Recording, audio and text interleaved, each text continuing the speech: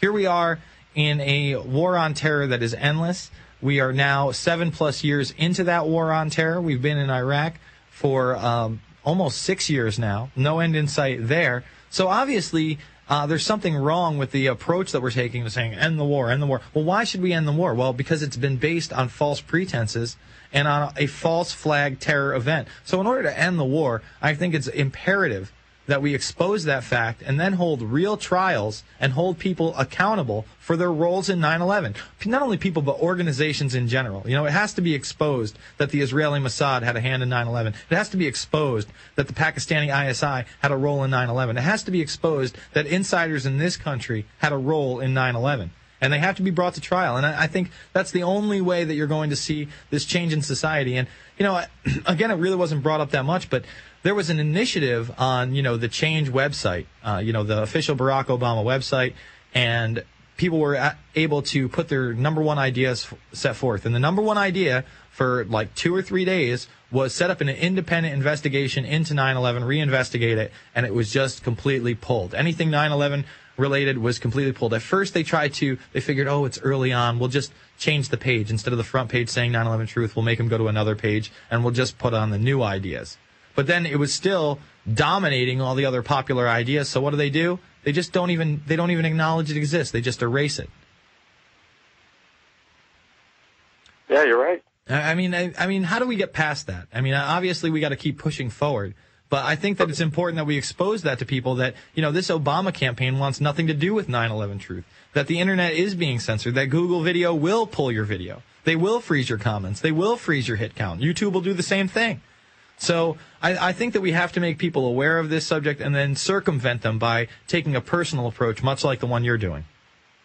Yeah, and you would be surprised, Jason. There's something called First Friday here in San Antonio, every first Friday of the month, and it's kind of like an art scene that shows up there, art galleries, and you got your trendsters, you got your older folks. It's really a mixed crowd of people, and we're always out there, and we get a lot of the responses like, oh yeah, we already know about that, and they keep walking, but we're like, well, there's more to it than that, like everything you just mentioned, all the way up to the Obama presidency. And that's something we're also trying to break ground on. We've actually, a lot of the events, we won't just hand out 9/11 info. Before the election, we were handing out flyers that compared McCain and Obama. We've handed out flyers on the Federal Reserve. This past First Friday, we were out there handing out info about Codex Alimentarius and GMO food. So really, I mean, we have to hit all the fronts in the info war. Yeah, you're running the gamut. You know, and that's an important thing to do. You know, America, freedom to fascism is one of the most effective tools out there. And it still has not been watched by the majority of Americans. So that's a great video to hand out. Yeah, we found out hundreds of copies of Washington You're Fired, another great flick as well. Yeah, you know, we carry that over at Infowars.com, and Washington You're Fired is a great flick. It really, when we had William Lewis on there, he said, you know, we really took the conspiracy out and just went with all these things that were just publicly in your face. And some of the people are telling me, we think that Obama's executive orders are going to be to exonerate the Bush administration. Well, I think the Bush administration exonerated themselves with the Military Commissions Act when they said that nobody in the administration could be prosecuted on any war crimes from September 11, 2001 on. So I don't think that Obama even needs to do that. I think that what we're going to see is a massive re-regulation of the economy. You know, whether that be an Amero or some other type of system. I think we're going to see banks go under. And, you know, Tarpley has really talked about the New Deal. And in my town, the little high school town I grew up in, you could see the Works Progress Administration signs. And people who don't know what the Works Progress Administration, it's what Roosevelt set up to give state jobs and federal jobs to people that had nothing. And they built some infrastructure. And, I mean, that infrastructure lasted a long time. I mean, my sidewalks still have that. So I think that you're going to see those type of programs brought back where people will be, working on roads and railways because there'll be nothing else. Building toll roads like we toll do roads. Here in Texas. It'll probably be, you're right, it'll probably be more infrastructure for the Securities and Prosperities Partnership, which, as Vicente Fox said, isn't going as fast as he would like. Yeah, and that's actually another front on the info war we need to get out on the streets. And a lot of people see it here in Texas, but we want to show them how they can take action and we can have local victories in this fight. What's the website? Excuse me? You with us, Matthew? What's the website people can go to? Our meetup is on, the URL is sanantoniotruth.org, and that links to our meetup. Anyone in Austin can go to meetup.com/WeAreChangeAustin as well. Our YouTube page, youtube.com/WeAreChangeSA, and I would ask everyone to subscribe to the videos. We're going to have a montage video of us at the B-Boy Jam in Houston with our 9/11 Truth booth, and we're working together with HoustonTruth.org, Eddie, Dickey, Chase, and Ben from Houston, and we'll have that video on the YouTube page tonight, hopefully. Sounds good to me. And remember, no matter where you are, whether you're in a different country, you're in a different state, you can start your own chapter of We Are Change, or you can join a chapter of WeAreChange.org. We got Matthew Medina. We'll be back. We're going to take your phone calls after this. It's the Alex Jones Show.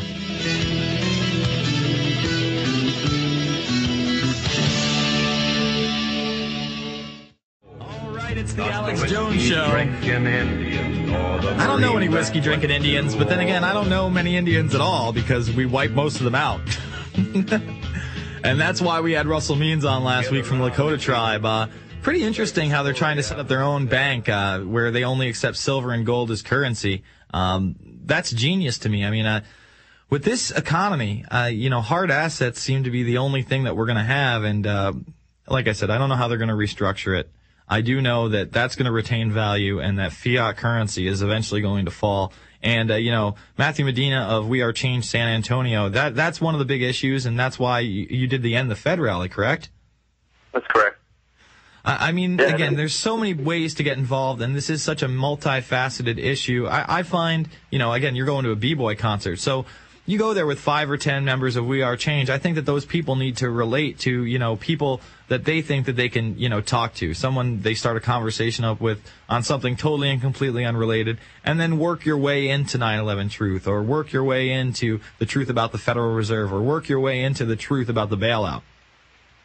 Well, which is easy to do because it actually does affect our everyday life. Absolutely. Let's take some calls. Hopefully we still have Rudger in Idaho. Rudger, what's on your mind? Hello. How are you, sir? Fine. Is this Albert Schweitzer, I presume? No, it's Jason. That's right. I was surprised my telephone number is not blocked. I'm blocked from making posts on Infowars.com. I, myself, voted for Jesus Christ. I wrote that in. I think I'm going to go where white men fear to tread here. When you can have Michael Collins Piper on to discuss the JFK assassination, author of the book Final Judgment. Uh-huh. When? Oh, when are we going to have? I don't know. I don't book the guests, but you seem pretty adversarial. Let's cut him off. I mean, first of all, he started out with the hold on. You started out with the comment that we don't let you post on Infowars. That's correct. And that's just correct. Not. Hold on. The only reason that you wouldn't be able to post for Infowars is if you were putting racist comments continuously and they had to block your IP, or if you were threatening people with violence and they had to block your IP. It's an open forum. No one screens your phone call here. They ask you what your name is and where you're from. I know John Harmon. I know how it works here. I know Jaron. They don't go, okay, what do you want to talk about? Oh, you can't talk about that. You talk about anything you want on here. I've met Michael Collins Piper on several occasions. I've spoken at events with him. We actually had a pretty good conversation after I previewed, this was long before Fabled Enemies was even, anything other than an idea of mine, but about probably 8 to 12 months before I put it out, I'd basically done a lecture on the international spying, the Pakistanis, the Israeli connection to 9/11, and we had a long talk after that, and he apologized for the way that, American Free Press had slandered, myself and others in the 9/11 truth movement as some kind of operatives. That's why it gets so ridiculous, man. I have to sit here and defend myself from, Jason Burmis is Israeli Mossad. Jason Burmis is a shape-shifting lizard person. Jason Burmis is under Vatican control. And that really just diverts attention away from real solutions, and, solutions like you're trying to put forth, Matthew. Go ahead. Yeah, and we see a lot of this going on in the movement. People profiteering, and then they turn their behavior and they act innocent. Like we saw Robert Lanik dealing with a situation that he made a video about, and it's when people show their fruits and reveal themselves to be in this kind of behavior. We just need to stay away from that and keep on the positive. And did you notice how this guy said white man? You know, white man. Yeah. Listen, brother. We're all human beings. I hate to tell you, if somebody's got a little extra tone on their skin, it doesn't mean he's not a human being. White men? No, we're human beings. And I'm sick. You know, it sucks because racist sites like, Stormfront and all that sometimes link to InfoWars and PrisonPlanet.com, and they try to associate themselves with us. Look, we're not a racist organization, man. All right? I'm sorry. I don't hate the Jews. I don't hate the blacks. You know, I'm not going to call people ragheads. I mean, it's just all about dehumanization. It's ridiculous, man. That call pissed me off. It really did. You know, and then he tries to incorporate himself with Jesus Christ, like Jesus is bringing forth the racist word, and we're censoring him. When are you going to have this guy? Come on, give me a break, man.